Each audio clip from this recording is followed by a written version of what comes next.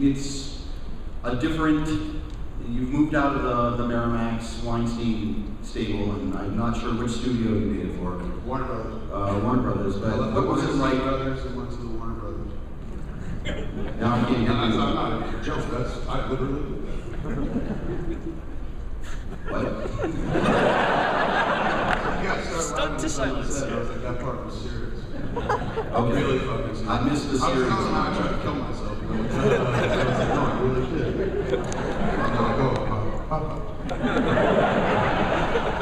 But you want me to talk about Cop Out? I would just like to know what the filmmaking process was like working with Warner Brothers rather than with Harvey and his ilk.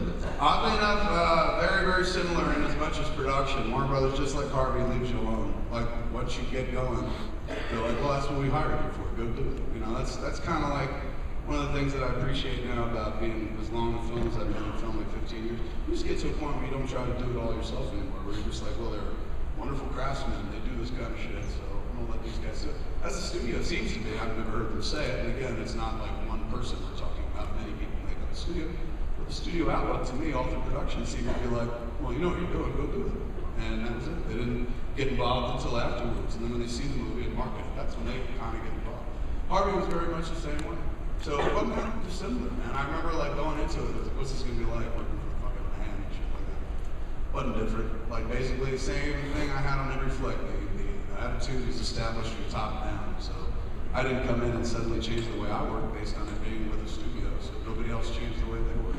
So it turned out well. It was kind of neat. And what's been really interesting to me in watching it, like watching them open. This I've never seen from this side. You know, watching like billboards go up. I mean, many billboards. And like being like, this is one strip in Los Angeles, La Brea, where you drive for like a mile and you see 4 billboards that say Cop Out. And it's, you just start to realize like, oh, that's how they do it. Like this is why they were like, you want to change the title? Because we should change the title. Because at first it was just a couple of dicks in the title that rocks. Everybody thinks it's kind of cute. They said the networks aren't going to let us advertise properly.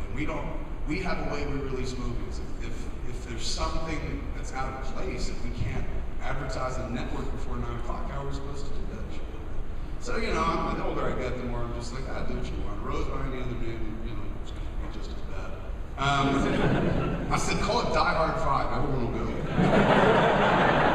But now that they've changed it, and then became Cop Out shit, now you can see, like, why they were distressed, because they you know, they don't thread the needle there, man. They fucking make chainsaws. So it's all about, like, when they release a movie, they're like, it's the bombing of Dresden. They're just making a point, you know? And basically, you can't turn anywhere without knowing that movie exists. Doesn't mean you're gonna go see it, but you're gonna know it fucking exists. You're gonna know that choice is there for you. So the marketing, that's been kind of interesting, that aspect of it. Making of the movie was not that different. I mean, it was, you know, it was weird. I worked with Bruce Willis, and that was the first time I directed Bruce Willis. And that's working, I worked with him as an actor in Live Free or Die Hard, and that was different, because when you're acting next to somebody, you know, you're kind of all on the same side, so to speak.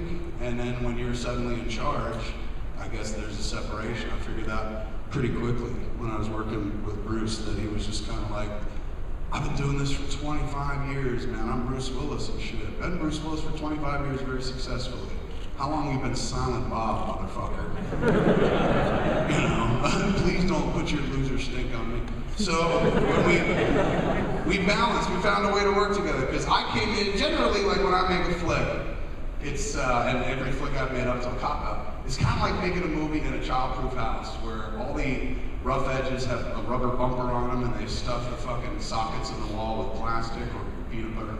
And everything is just, you can throw a baby around in the room and it'll never get hurt, because everything's just padded and safe and shit. Cop Out was like being taken out of the baby-proof house and put into the house where they replaced the edges with sharper edges. You know, and they put fucking guns and knives and shit like that. It's a very thin trail that you're supposed to walk through, but it was different. It was just a different beast altogether. A lot of that had to do with dealing with a person who also had a vision for the movie. Every other movie I've ever made, man, apparently nobody ever had a vision for the movie except me, which I guess kind of makes sense because you're the director. So I could be on a set of any of my other flicks and be like, Affleck, put that dick in your mouth. He'd be like, oh, okay.